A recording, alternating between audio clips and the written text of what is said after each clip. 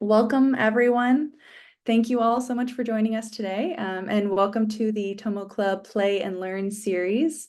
Today we have Athea Davis here with us to discuss how school leaders and educators can use social emotional learning to create a positive school climate. My name is Zoe Kelly, and I'll be hosting today's event.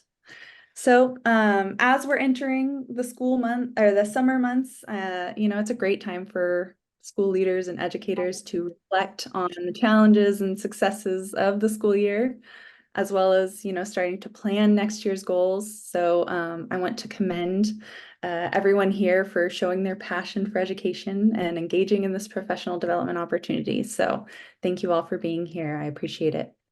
I'm going to introduce myself real quick, and then I will be introducing Athea and then kind of giving a context to what we'll be discussing today, and then we'll get into our discussions. So a little bit about me. I am a SEL expert at TomoClub, and at TomoClub we focus on developing skills that matter in the age of AI, that being, leadership skills, emotional intelligence, innovation among students via engaging-based, game-based learning curriculum. So we've been working with several schools as an SEL program, sometimes as a leadership program, other times as a job and career readiness program. It all just kind of depends on what schools are looking to focus on specifically, but it's all kind of under the umbrella of social emotional learning.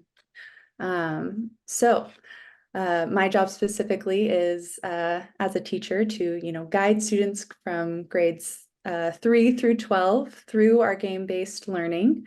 And it's a really fun job. Probably one of the most fun I've had. I think as educators, we're always trying to find ways to engage our students. And I think, if you want to engage them, make it a game, right? And so I think, teaching social emotional learning skills through gaming has been a really great way to do that. So with that being said, I'm really excited to talk about how social emotional learning can help create that positive school environment. So let me introduce Athea.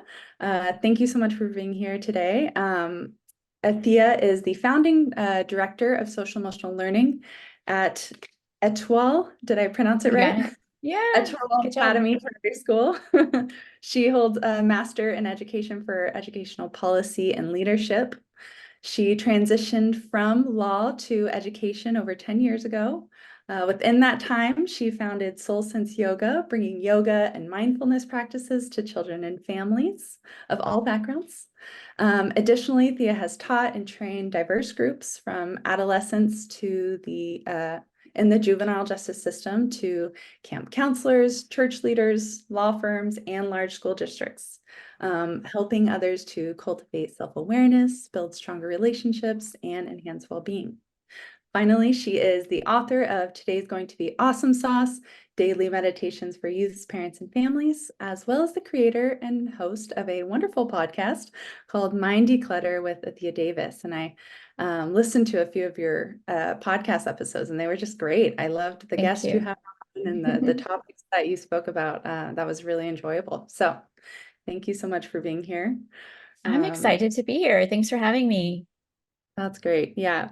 So let me give a little bit of context to Mhm. our topic today, a little background, why it matters to us at Tomo Club to talk about this subject, and I think just kind of more generally as a population, why that this matters. So as I mentioned earlier, Tomo Club is intent on delivering skills that matter in the age of AI. And so as you know, AI is developing and changing very rapidly. It's being used in new ways every minute of the day, I feel like, Mm, which is both thrilling and a bit terrifying. So, in nearly every industry today, it's constantly changing what the job market looks like, what our job duties look like. And especially the way we approach education is evolving at a pace that's, I think sometimes hard to keep up with. yeah. And we can predict, we can plan, implement strategies, and I feel like by the time we're ready to go, um, some of it may no longer even be relevant. I think, especially when we think about how things were during the height of COVID, as soon as we had a plan, for a particular challenge, we learned new information and had to pivot and adapt quickly. And I think that need to adapt quickly, is going to continue to be our norm. And so, topics such as, AI being used as an alternative means of tutoring, that's been a discussion a lot lately. That kind of leads to questions like what our teachers' role is going to look like in the classroom in the future. Not to say that, we aren't going to have teachers in the classroom in the future, but, some of the roles, some of the skills and duties that they're going to have, will be changing. And, it's very hard to predict what that's going to look like. And, questions such as whether or not students should have AI or be able to use AI, such as ChatGPT in the classroom, always being discussed. And actually, we did have that conversation last week. For anyone who was there or interested, we have a YouTube, a live webinar on our YouTube page talking about education skills in AI. But, at the end of the day, AI has no intentions of slowing down and will continue to create a challenge in predicting what skills will be necessary for any one particular job or industry. But I mean, with all that being said, I think one general constant, what I hope and I think is kind of a founding principle of TomoClub, will be, our need to be able to work together. Are the skills that we have as communicators to communicate effectively and coherently, to be able to handle adversity, to be able to handle uncertainty and change, to be able to manage our emotions, to lead with kindness and innovation, all those unequivocally human aspects of the job of being will hopefully be our constants. And so with all of that as the backdrop, I think that thinking about how we approach school climate, school culture, is, thinking about how our social emotional skills play into that, I think is really important and hopefully a long-lasting way to approach school climate. It's a forever challenging yet vitally important topic, surrounding our school, creating a positive school climate. So with that being said, before we get into that, I thought it could be helpful for us to kind of generate some common definitions for what social emotional learning is. I think it comes in many different forms. I think it's evolved over the years. And when I was looking at your previous jobs titles, I saw it started with health and wellness educator and then mindfulness leader. And then now the director of social emotional learning. And I think those all kind of fall under the same umbrella, but they all have different terminologies. So could you let us know what you mean when you say, or when you were talking about social emotional learning? Yeah, I want to start with a very institutional definition of social and emotional learning that comes from CASEL, the Collaborative for Academic and Social Emotional Learning. And they define social and emotional learning as a process through which all young people and adults acquire and apply the knowledge, skills, and attitudes to develop healthy identities, manage emotions, achieve personal and collective goals, feel and show empathy for others, and establish and maintain supportive relationships and make responsible and caring decisions. And in that, CASEL has 5 main SEL competencies. So I just want to highlight those.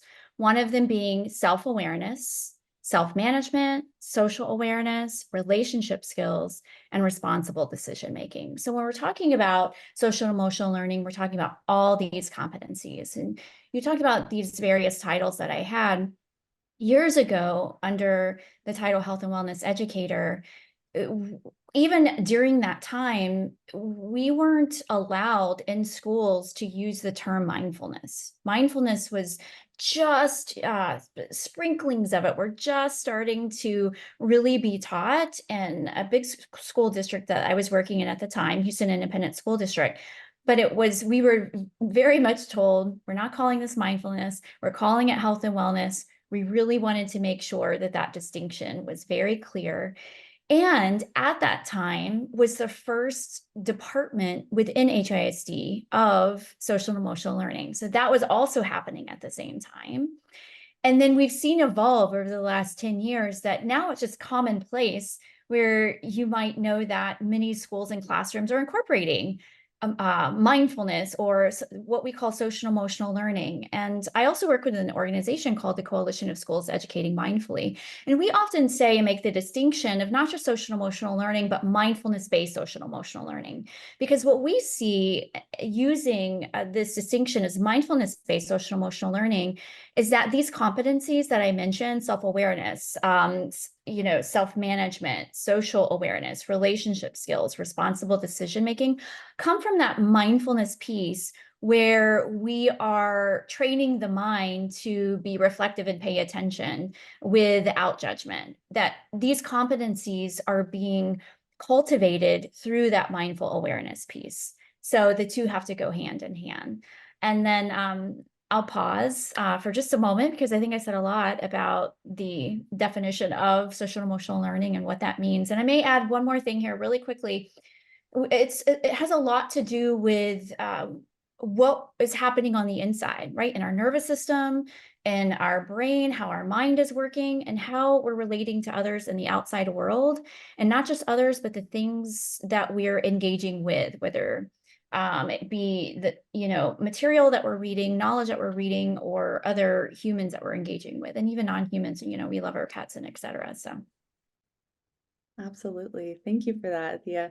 So I love that you mentioned, adding the mindfulness piece is a really good way of working with social emotional skills from a non-judgmental approach.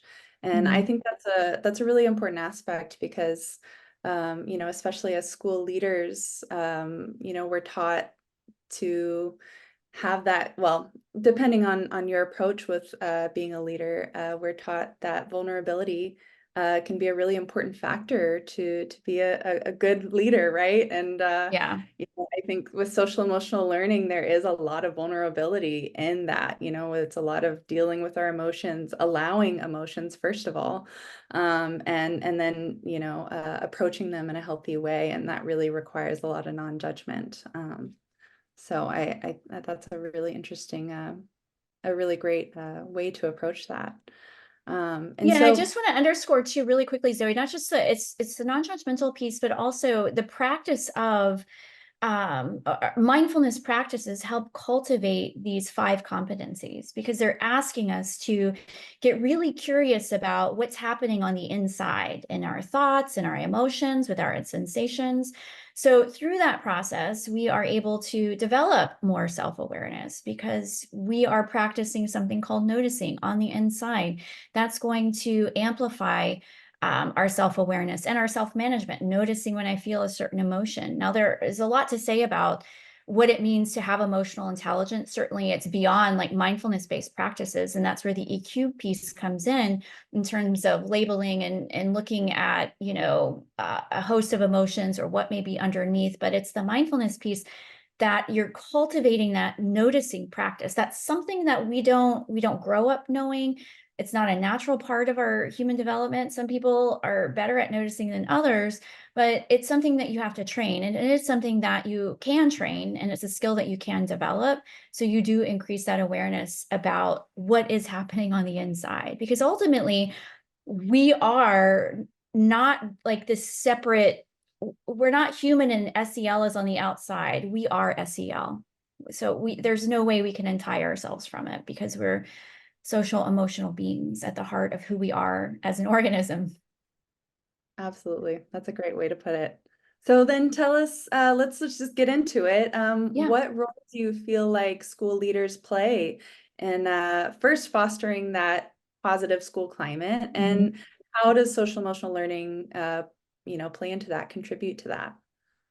Yeah, I mean, that's a good question, a big question. Anybody in leadership knows that the tone, the tenor, the climate that you're going to have, whether it's in a classroom or the building you work in, the organization you work in, the school that you're working in, much of that's going to come from the top because you're setting the established vision and the tone and for how everybody's interrelating to each other. So whatever dynamic that you have with your core leadership team, the good, the bad, and the ugly, you're also going to see that play out in the other groups within your organization. So it's so important that you take on as a core leadership group a commitment to refining your own mindfulness-based social emotional learning practices because you are going to be modeling what that is, whether you're modeling it through the languaging or you're modeling that through nonverbals. You're modeling it all the time and how you're talking to people and moving around, again, like with your nonverbal. So I think that's super important to understand that distinction because oftentimes, even in the classroom, so thinking about like classroom leadership, a lot of teachers are really excited and they want to, I need SEL for my students. There's so many behavior issues. I need to fix this. It's seen as separate from me as the role of the leader in the classroom or me as the role of the leader in the organization. But you are the purveyor of that. So it is important that you take that on as well. Like we all have room to grow. And because we all are integrally, like we are SEL at the heart and core of who we are, it's important that we're showing others how we are taking these steps to incorporate this into who we are as an organization. Now, there are a lot of ways to do that, and we can really get into that, but I just want to, generally speaking, one way is that you just have that commitment with your leadership team in your vision. It's not just something that you're saying, you know what, we need SEL, we have a curriculum, we're so happy that our students are doing this, but yet we're not taking it on as a leadership team. There's going to be dissonance there. So those that are trying to implement the curriculum are going to see maybe that's not important to the leadership team. They're saying it, but I'm not sure I see it in their actions. So why does this matter? Any parent knows that kids are going to listen to what you do and not what you say. Mhm. Yeah, absolutely. And I think as an educator, I see that a lot with what I do.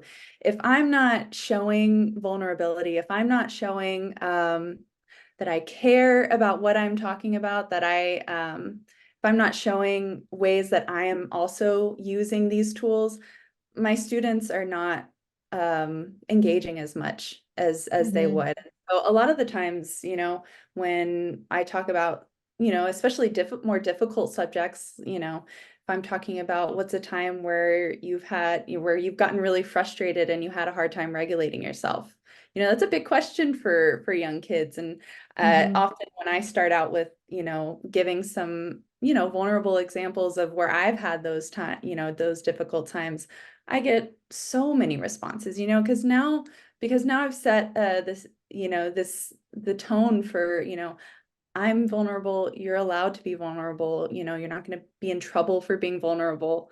And this is a safe space to talk. And I think the best way to do that is to lead by example, which I think is what you're talking about.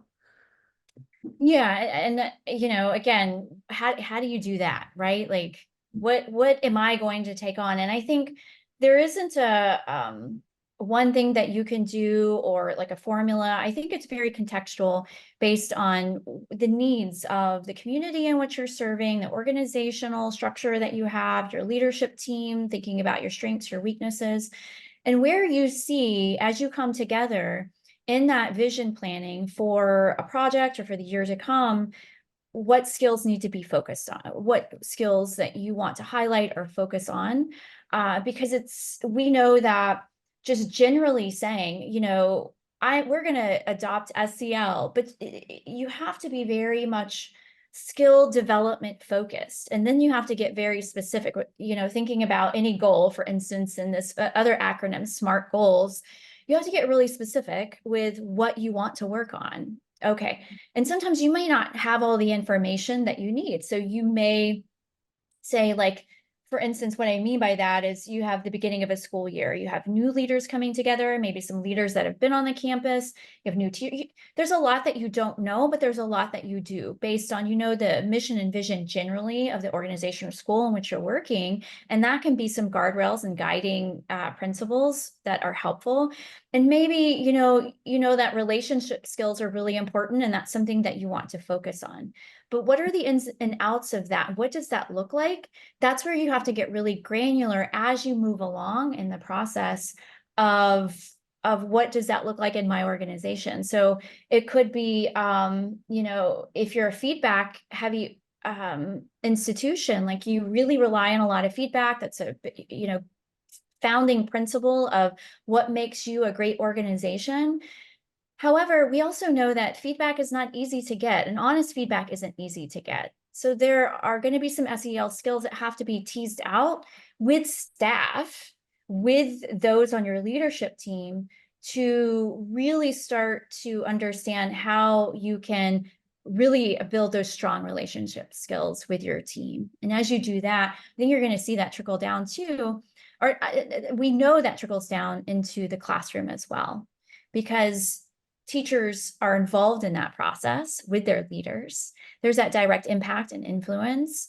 And then they take that on into the classroom as well. I mean, I can say and give information about how to teach relationships or certain lessons in a classroom, which is super helpful. We want our students doing that. But there's also this experiential piece that they're learning in their experience within the school or organization in which they're working, if that makes sense.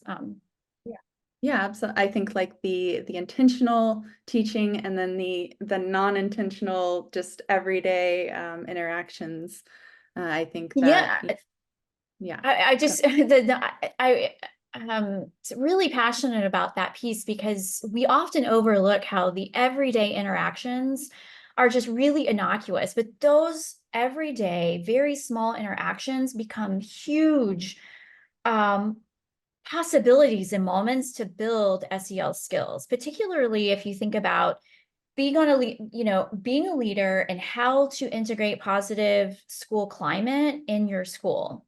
It's how you talk to each other, how you give feedback, how you lift each other up, how you're reflecting, how you're incorporating that in a consistent way. And I want to pause there. There may be more specific questions with that, because there are some challenges to getting, like I said a moment ago, honest feedback from staff to know how you can perform better as a leadership team or as an organization. And I haven't said this term yet. I do want to throw this out there, but all these competencies and skills like empathy, like vulnerability, like relationship building are really important. But if you don't have psychological safety among each other, all those other things are really going to be incredibly challenging to really develop the way you would hope to develop within the classrooms and with your staff. Yeah. And so, okay, so my next question, I think you've kind of generally brushed upon, but I want to be very intentional about asking, like, how do you like effectively communicate the importance of social emotional learning to your teachers, to your staff, to your students, even parents? Yeah. I think you've mentioned some ways, but yeah, if you could just elaborate on that a Sure. little bit.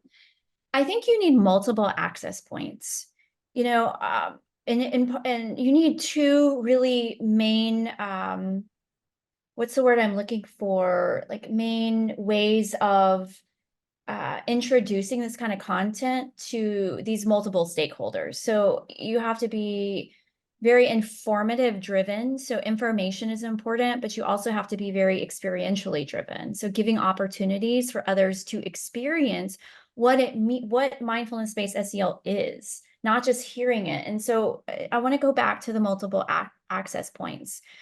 It's super important to make sure that students are learning in SEL, they have SEL curriculum in some way, and that there's a focused time to do that. We can get into what the research says about an effective SEL implementation, but I'll save that because then I think I would get off topic here.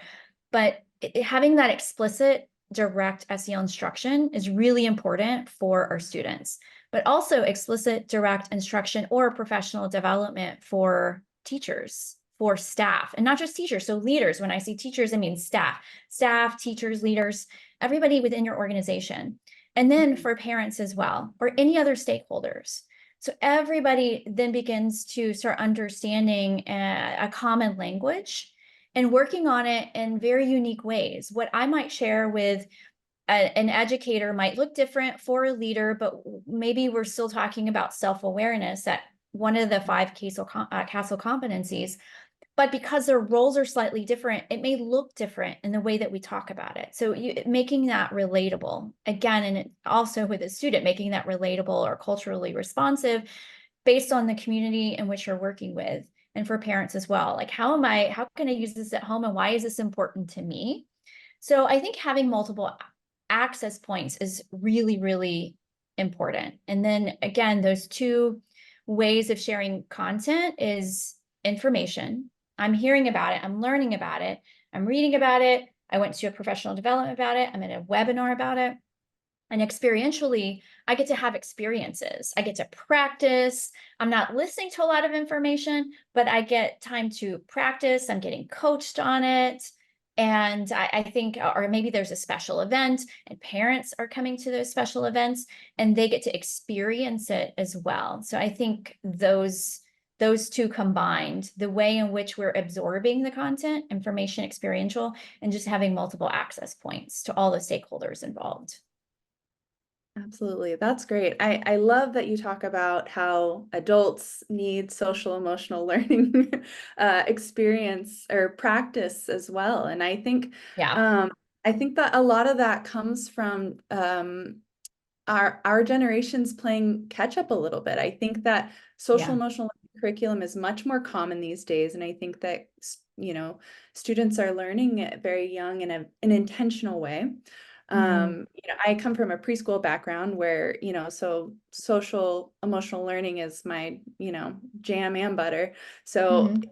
that is what we work on. And it's always been shocking to me how, the students will go from a very intentional social emotional learning curriculum to sometimes nothing, except Yeah. for, their daily experiences when they enter kindergarten. And so I think that's been the experience for a lot of us, especially adults. And so I think when we're not considering, the backgrounds of the adults who are teaching social emotional learning curriculum, and not bringing them into the mix, it does a disservice to everyone, to the students, and how effective that curriculum can be. So I really I love that idea of everybody learning together.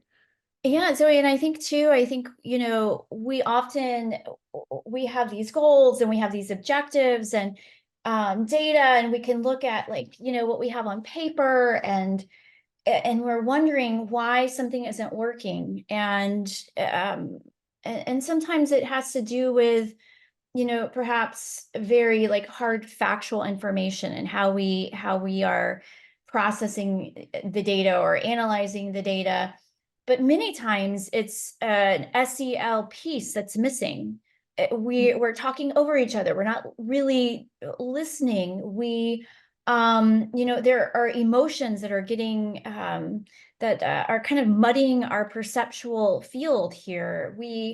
Think about it. We have so many personalities and multiple backgrounds coming together, and there's this expectation like we're all kind of on the same page, but yet like Mhm. we're really not. And we were all raised in very different ways, and culturally, ethically, lots of different ways. So SEL can really put us on a good workable foundation as we learn to work together with common goals on a team, to understand we are here doing X, Y, and Z. We want our students to be successful.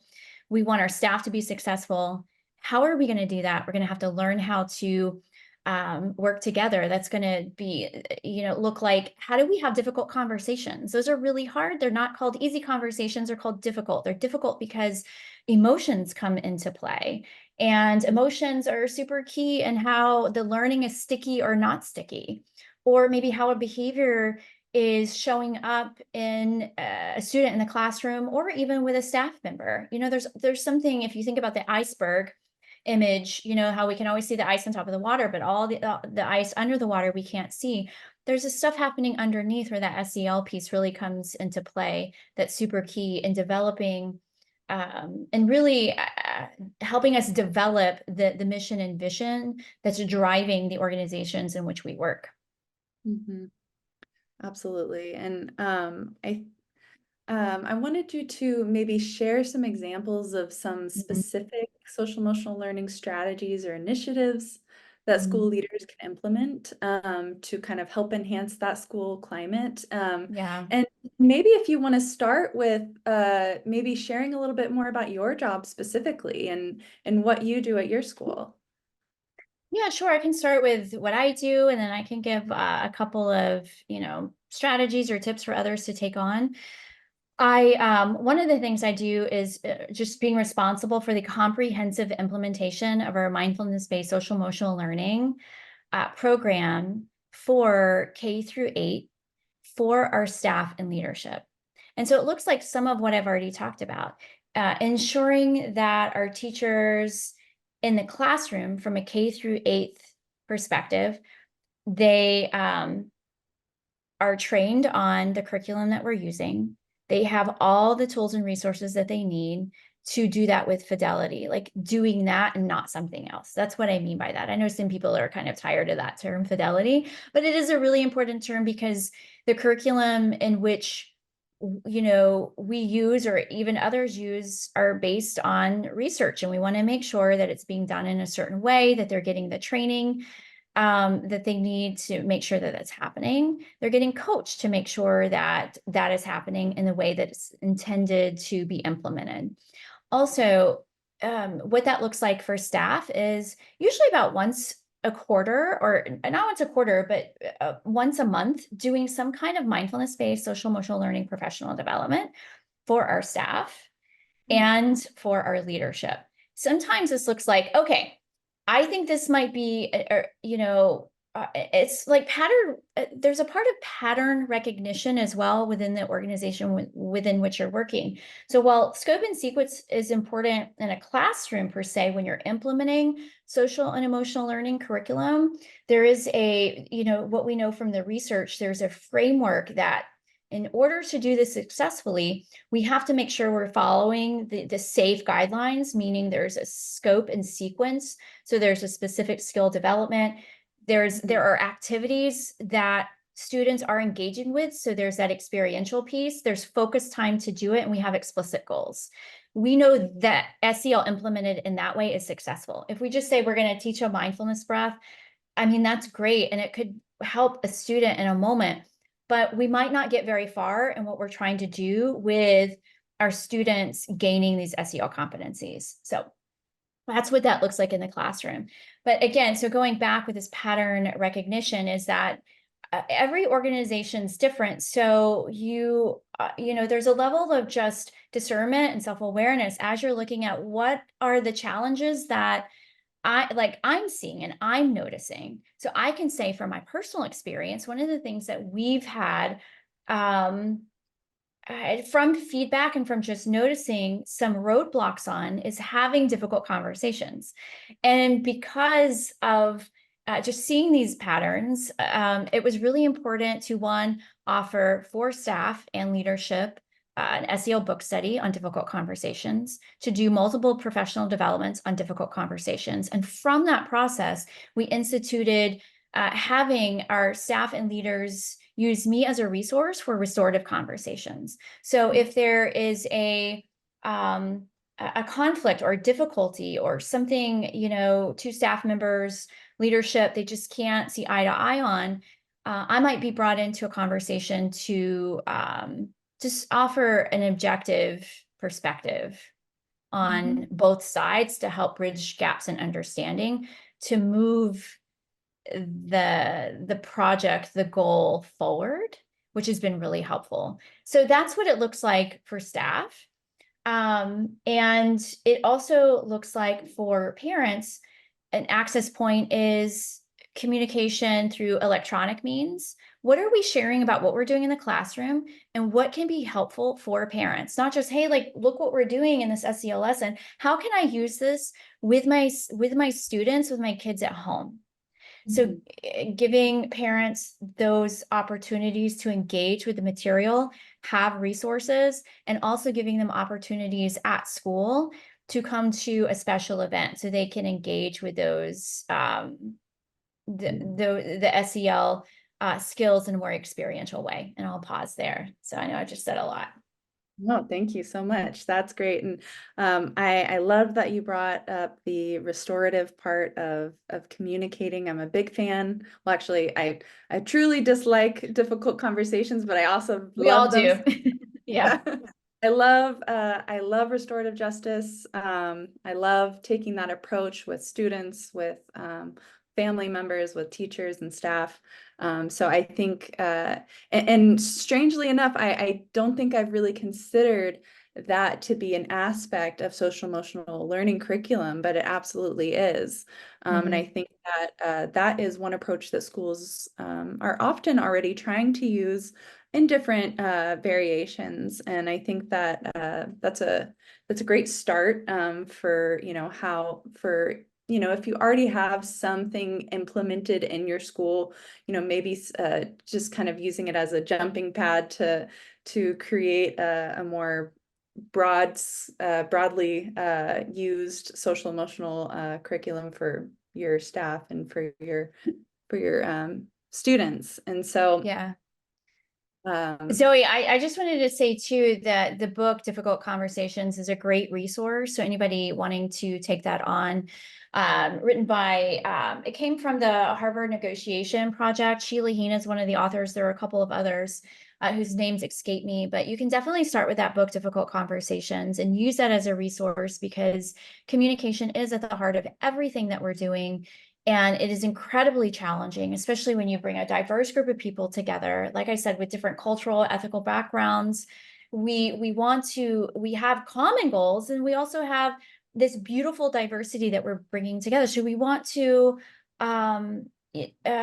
cherish that and do this with care for each other. And there are certain tools and strategies that you can do when taking on these kinds of conversations. And it just has a really great framework, particularly looking at it from this idea of the third story and understanding that in any conflict or any issue where you feel like you're feeling upset because you're right and they're wrong, there's always a contribution in any relationship, whether it's 2% from you and 98% from the other person.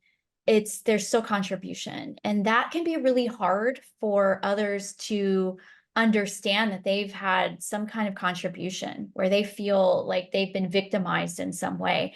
So then SEL skills of self-management come in to understand your own emotions and how they're playing into your perception of your own story about what you're saying about what happened, to trying to step out of your own story, to get into, a more empathetic stance, to really understand how someone else might see this, and then help bridging those coming together. So bridging them together doesn't necessarily mean you might agree with everything the other person is saying or they're agreeing with you. You come to this place of the third story, and you can create a new story based on both of your perceptions and your emotions about it and your goals and how you want to move forward. So I think that would be a great book, and highly recommend it for any organization, any school, any leadership team. that's great. Yeah, I think that there's an aspect of learning to be comfortable with being uncomfortable, learning to, really listen when we think we're listening, but we're not quite, where we think we're hearing, but maybe we're, our emotions are getting in the way. And so we're hearing it from a perspective that may be clouding, what the intentions of the other person. And I think a lot of what you're talking about is our ways to kind of clear that smoke away and to really be able to hear the people that you're talking to in a more on a more neutral ground, even if we aren't agreeing. Yeah. And great skills And to it have. sounds And easy, like it's going to happen one time, but I promise it's a process. It's not going to happen once or twice. And so if you have someone like an SEL director on your campus, that definitely should and needs to be part of their role, because they have the expertise to help you to facilitate something like that and really bridge those gaps in understanding that can have such a positive impact, not only in that relationship, but on the school climate, because school climate is nothing more than the relationships in which exist within that organization, within the classroom. absolutely. And so we kind of talked about it before, but how do you think social emotional learning can be, or maybe some ways that it can be integrated into existing, structures, policies, or practices? For those who are interested in trying to Mhm. integrate this, but like, where do you even start? So I think it's important to think about established routines and procedures that you already have. I think the threshold to get there just really lowers for those. So think about, like, in schools, your openings, your closing times, um, and that could be just as true for in your meetings, when you open a meeting, when you close a meeting, you already are going to establish connection in some way. So maybe in those instances, you add some mindfulness-based SEL practice, whether you want to take a collective breath together, whether you want to express gratitude as a group, whether you want to express some kind of joy factor. So these are going to be the things that you're also taking the temperature on. What are we noticing that we need to amplify a little bit more? But you can almost never go wrong with having that, like, collective mindful moment time, so everybody can get present and just clear everything out. I'm not saying you have to get super connected and be a meditation group together, but it is just taking a moment to say, okay, we're here as a group, and just let's take a quick mindful breath together. That's just an easy way to do that as a leadership team. So I think having a mindful moment, a gratitude moment, a moment where you express joy, those are some, like, super easy ways that you can build really healthy connection with others. You're building trust, you're building that safety that's needed. We really didn't get to dive in to this, and maybe we can in a moment, this idea of psychological safety. But to have psychological safety, you really need that strong relationship where somebody trusts you and you're trusting them. That like, know, and trust factor has to be there, and that's built step by step. Same thing with your students in the classroom, is having a mindful moment during transition, during opening, during closing of a lesson, or the beginning or ending of a day. What is that going to look like? It can look you like, so this is where you can get really creative with what that looks like. You're going to bring up an app, you're going to bring up a video, you're going to use music, you're going to use colored popsicle sticks. And this color means, like, we use a colored popsicle stick system in our classrooms, where the different colors represent different competencies. So if I pull a red popsicle stick, those are going to be some mindful breathing techniques that are connected to a PowerPoint in case you forget. So you can, you have that saved to your bookmark. And then you don't even have to think about it. You just, like, okay, randomly cold call. I'm going to cold call a skill here, and we're going to do this. And then that's just, 30 seconds, 1 minute that you're incorporating that into your classroom. After you do that so many times, you really start to learn it, internalize it.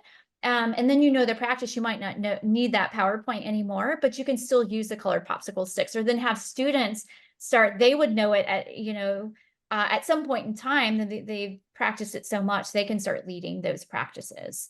So I would say, what are those times you really want to, there are things that you can do in those times that you're already doing, the opening and closing and during transition times. If you don't have time to do full SEL lessons or full PD, start with something like that, starting small, and just lean into what feels, I don't want to say easy, it's just where do you feel more open to using a material or resource? I think that's where you're going to use it more. If there's some like constriction with that, you know, that may be harder to implement. But if you're feeling like, okay, I can do the gratitude thing, then try that for a while and then integrate that into your meetings or into your classroom. Because we know that, you know, groups and people that practice this individually practice gratitude really increase their overall sense of health and well-being.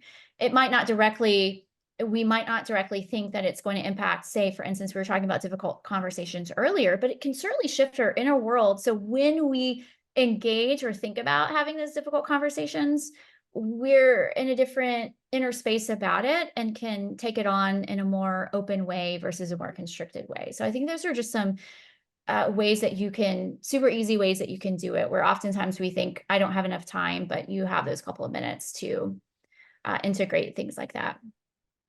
Yeah, I think a lot of what you're talking about is, trying to find moments and strategies that are obtainable, right? In those, in those moments without feeling like, okay, if I'm going to start this whole social emotional curriculum in my school, where do I begin? Like start somewhere, not, I don't want to say small because I feel like that belittles the Yeah. impact those have, but a place that's obtainable. And I think that those moments shouldn't be underestimated. I think it's a wonderful start, and I think that those small moments, I like the transition moments, the start and ends of meetings or of classroom time, can have really big impacts. So that's a great suggestion.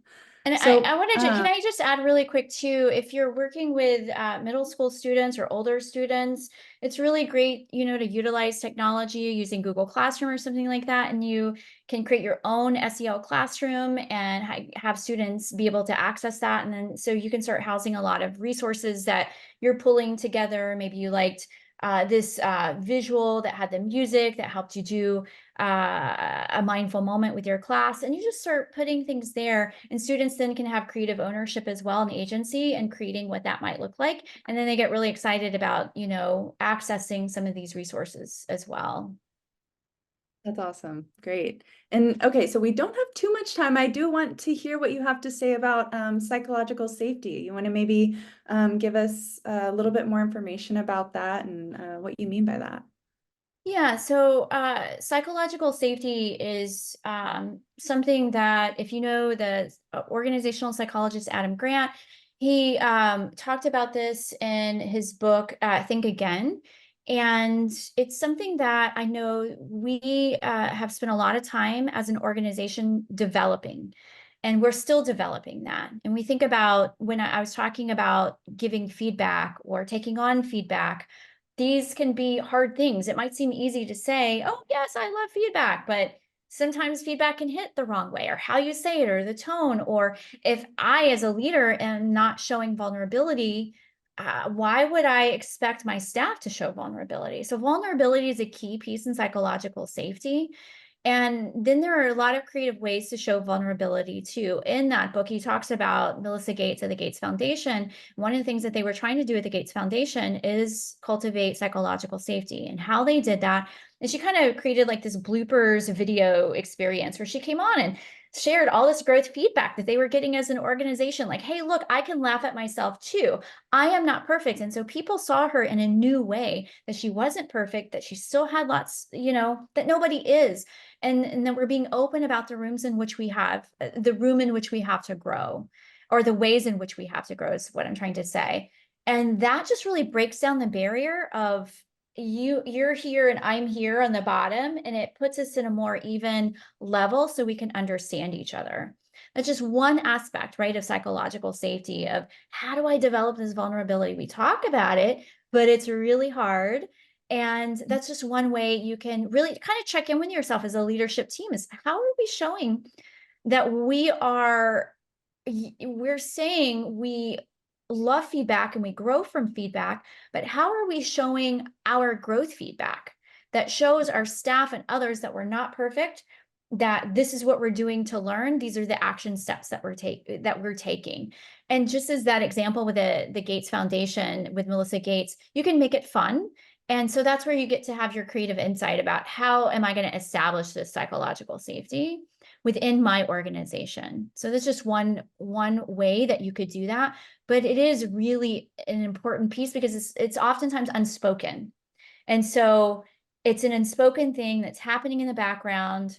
So and so might be scared to say this, but you're going to build the trust with everyone, with your staff and your leaders as you start opening up about your own struggles, learning how to share those stories. You're not unveiling everything in the closet, about yourself that you don't want to talk about. Of course, there are things that we might not want to share, but pulling out those things that are appropriate to the organizational functioning and relational, shipbuilding in that organization in the classroom.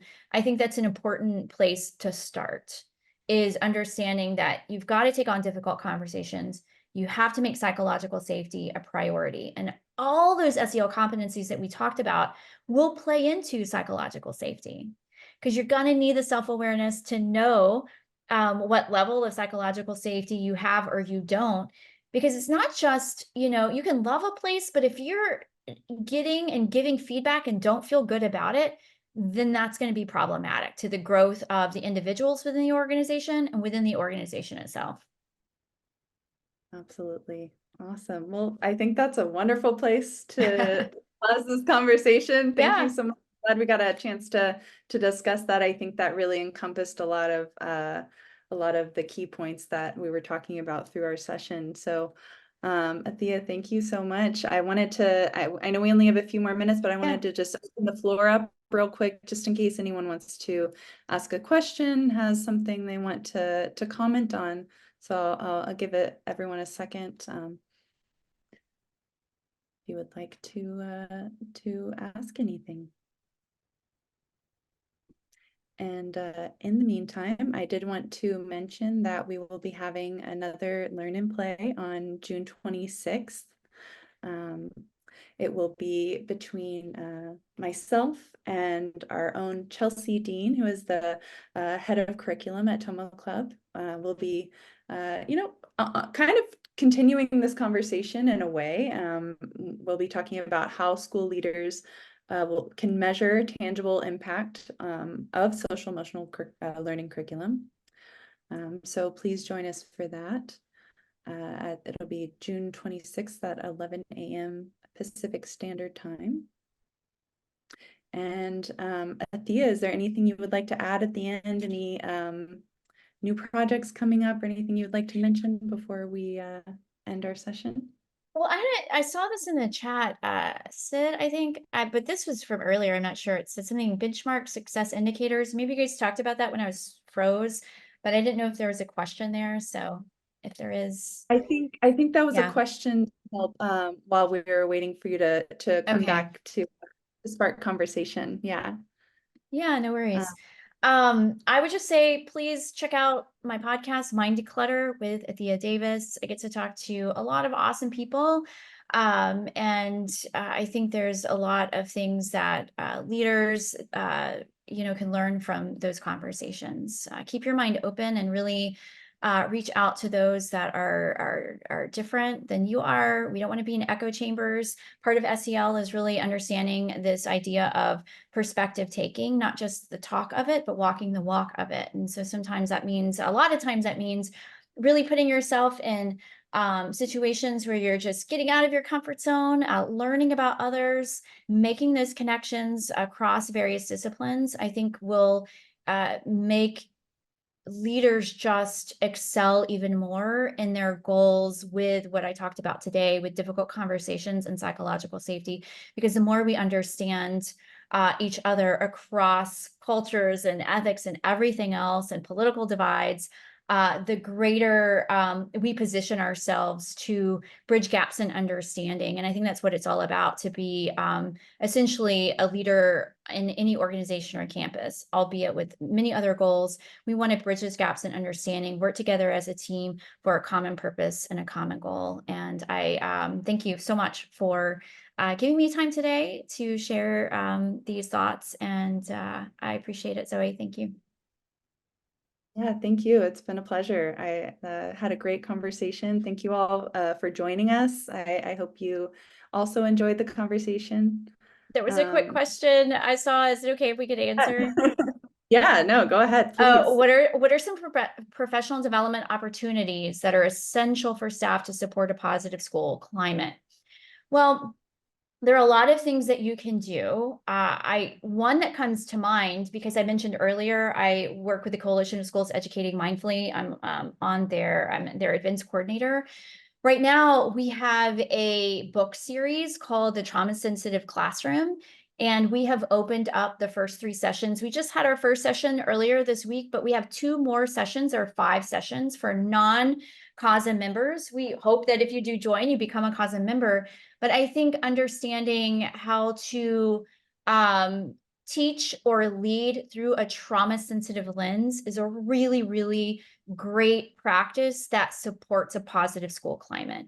Because when we put a lot of people together in a classroom or organization, someone has been touched by trauma in some way. And it's not just something that people are going to be talking about, or they might not even be aware of. But if we can teach and relate through that lens, I think we're going to do a lot in terms of developing our relationships, the psychological safety, and trusting each other. So that's something that just came to mind because it's open to anybody that's interested. And you can check out the Coalition of Schools Educating Mindfully website under our events.